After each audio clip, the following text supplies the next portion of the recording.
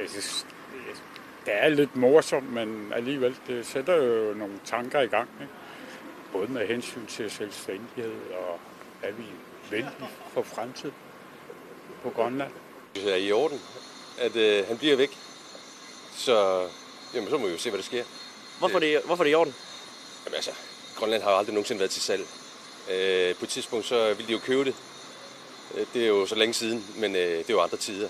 Men altså, i dag, der køber man ikke bare lande, hvis man ønsker at købe nogle lande. Sådan spiller verden ikke i dag. Hvad tænker du om, at den amerikanske præsident, han reagerer på den måde over ikke at kunne få lov til at købe Grønland?